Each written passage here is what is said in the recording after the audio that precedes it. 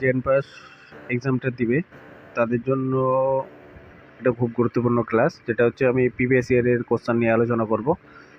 তো আমি বায়োলজি পার্টটা নিয়ে আলোচনা করব, ঠিক আছে? তো তোমরা সবাই ভিডিওটাকে শেয়ার করবে, লাইক করবে এবং চ্যানেলটাকে অবশ্যই সাবস্ক্রাইব করবে। এটা কিন্তু মাস্ট, বলবে না। আর লাইকটা সবাই করবে, যারা যারা ভিডিও দেখবে অবশ্যই লাইকটা করবে, ঠিক আছে? কমেন্ট করবে, সাবস্ক্রাইব করবে, ঠিক আছে? অবশ্যই শেয়ার করবে। তো চলো তাহলে কোশ্চেন নিয়ে আলোচনা করি। তোমরা ইনস্ট্রাকশনটা পড়ে নেবে, ঠিক আছে? আমি তাহলে ডাইরেক্ট কোশ্চেন যাই। বায়োলজি পার্টটা, তাই তো? তোমার হচ্ছে এটা ফিজিক্স বায়োলজি পার্টটা নিয়ে আলোচনা করব, তাই তো? কেমিস্ট্রি চলে গেল, বায়োলজি ক্যাটাগরি 1। তাহলে বায়োলজি পার্টে ক্যাটাগরি 1 নিয়ে আলোচনা করব আমি।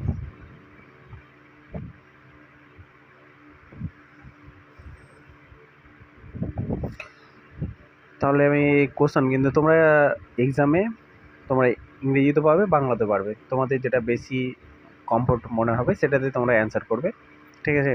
মানে কোশ্চেনটা পড়ে দেবে। অবশ্যই বাংলাতে প্র্যাকটিস করছো, সবাই বাংলাতেই চেষ্টা করবে, ঠিক আছে? তো চলো তাহলে ক্যাটাগরি 1টা আমি, মানে যেটা 1 মার্ক, একটা কোশ্চেন 1 মার্ক, নেগেটিভ মার্ক কিন্তু 1/4, মানে তুমি বলো যে 4টা যদি রং করো তাহলে 1 নাম্বার কেটে নেবে। তাহলে কোশ্চেন নাম্বার 41, তাই তো? যেটা বায়োলজির 1 নাম্বার। চলো এটা করি। ব্যাড ওজন পাওয়া যায় এই স্তরে। কোন স্তরে ব্যাড ওজন পাওয়া যায়? ব্যাড ওজন পাওয়া যায় হচ্ছে তোমার অপশন ডি নাম্বারটা, ট্রোপোস্ফিয়ার, তাই তো? কেউ বুঝতে না পারলে অবশ্যই কমেন্ট করবে। আমি আবার ওটাকে রিপ্লাই করব, ঠিক আছে? তো অবশ্যই কমেন্ট করবে। তাহলে নেক্সট কোশ্চেন কি বলা হয়েছে?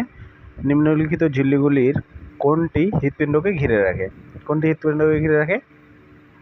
অপশান এ নাম্বার, যে পেরিকার্ডিয়াম, তাই তো? পেরিকার্ডিয়াম। একটু বড় করে নিই। তাহলে অপশন এবার হচ্ছে 43 কোশ্চেন, তাই তো? জেনেটিক ইঞ্জিনিয়ারিংয়ের দ্বারা তৈরি গোল্ডেন রাইস অধিক মাত্রায় উৎপাদন করে। কি উৎপাদন করে? ভিটামিন ডি, তারপর যে বিটা ক্যারোটিন ও ফেরিটিন, বায়োটিন, ভিটামিন সি। তাহলে কি উৎপাদন করে? হচ্ছে বিটা ক্যারোটিন ও ফেরিটিন, তাই তো? এবার হচ্ছে নেক্সট কোশ্চেন 44। নিম্নলিখিত ম্যালেরিয়ায় পরজীবীগুলির মধ্যে কোনটিতে দীর্ঘতম ইনকিউবেশন সময়কাল থাকে? মানে ইনকিউবেশন যে পিরিয়ড, মানে সময়কালটা, সেটা দীর্ঘ বলতে লং টার্ম থাকে, সেটা হচ্ছে কি?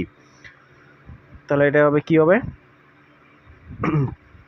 Option B number, plasmodium malaria, তাই তো? তাহলে 44 কি বলা হয়েছে? কোন এরায় সরীসৃপ প্রাণীদের আধিপত্য ছিল? কোন এরায়? এটা হবে অপশন সি নাম্বারটা, মেসোজোইক এরা, মেসোজোইক এরা। তারপরে 46 কোশ্চেন কি বলেছে? মানব মস্তিষ্কের কোন অংশে শাসনতন্ত্রের কেন্দ্রে অবস্থিত? শাসনতন্ত্রের কেন্দ্রে অবস্থিত, সেটা হচ্ছে অপশন সি নাম্বারটা।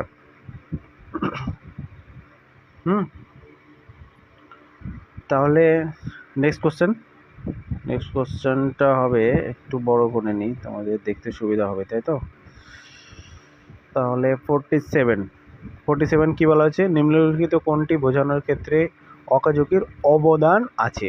অকাজকির অবদান, ঠিক আছে?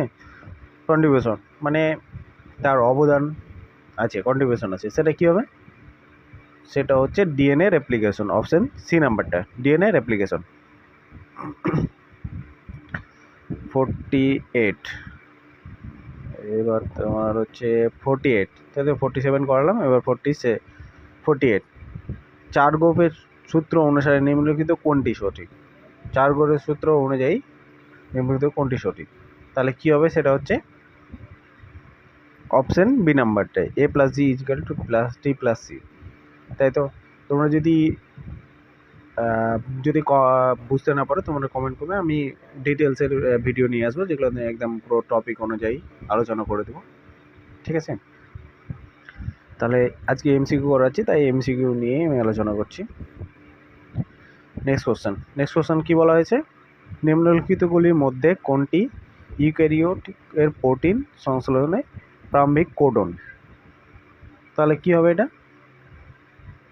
সিনথেসিস অফ প্রোটিন ইন ইউক্যারিওটিক্স কি হবে? সেটা হবে তোমার হচ্ছে AUG, অপশন সি নাম্বারটা। তারপরে 50 কোশ্চেন কি বলা হয়েছে? আমের ভোজ্য অংশটি কি? মানে আমের যেটা আমরা খাই, হচ্ছে ইডিবল পার্ট, মানে যেটা আমরা খাই আমের, মানে যেটা আমরা যে পার্টটাকে খাই সেই পার্টটা কি? তাহলে কি খাই আমরা বলো তো? ফলত্বক বলতে পুরোটাতে খাই না, বহিস্তক মানে বাইরেরটা খাই না, ঠিক আছে। অন্তঃস্থ ভিতরের যেটা, সেটা আমরা আমের গুটলি, সেটা তো খাই না। তাহলে কি খাই আমরা? মানে ওই যে মানে যেটা পর্দাটার ভিতরে এবং গুটলিটার বাইরে যেটা অংশটা থাকে, তাহলে কি হবে? মধ্যস্থক, তাই তো, মেসোকার্প। ঠিক আছে, তাহলে চলো তাহলে 50, নেক্সট কোশ্চেন 50।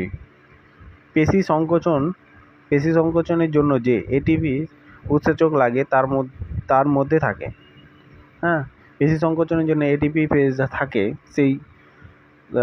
সেই এনজাইমটাকে, উৎসেচকটাকে, তার মধ্যে কি থাকে? সেটা হবে কি হবে? মায়োসিন থাকে, অপশন সি নাম্বার। এবার হচ্ছে 52 কি বলা হয়েছে?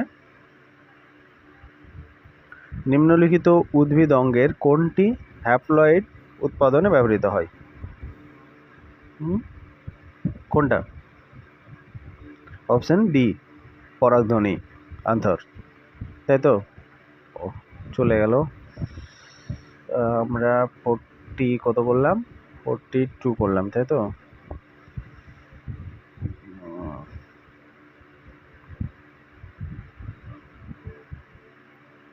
42 করলাম, এবার হচ্ছে 43 নাম্বার কি বলেছে?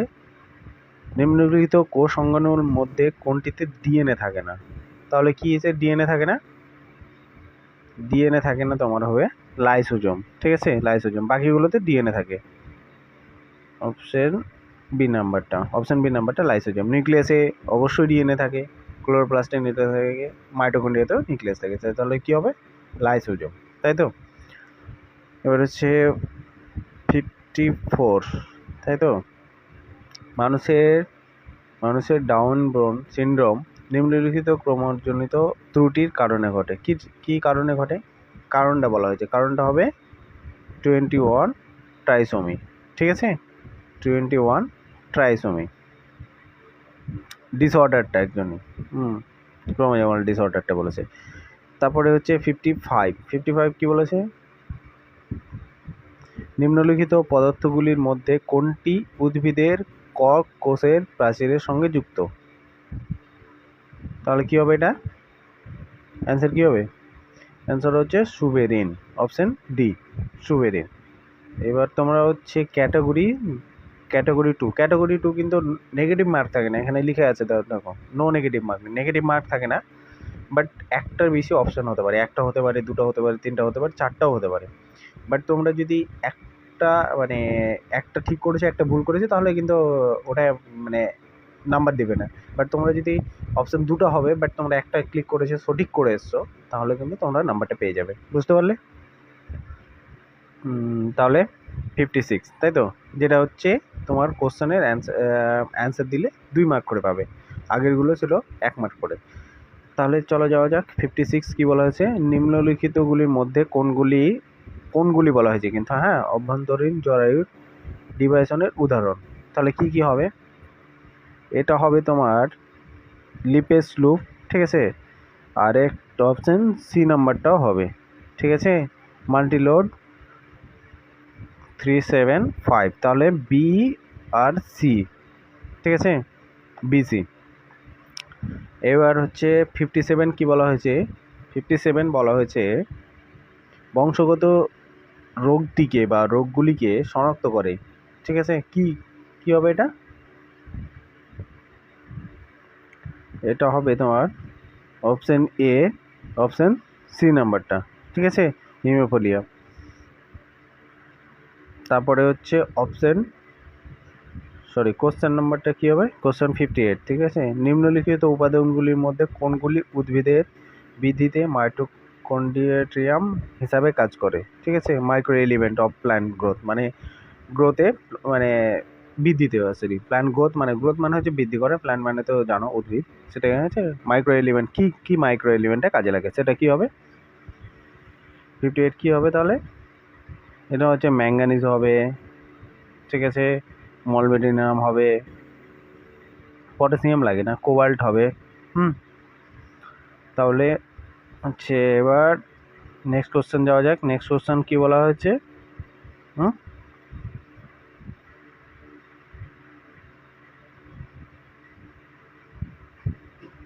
তারপর কোষীয় সাইটোক্লেস্টিলটানের উপাদানগুলি কি হবে? মানে উপাদানগুলি যে প্রেজেন্ট থাকে মানে উপস্থিত থাকে, সেটা কি হবে?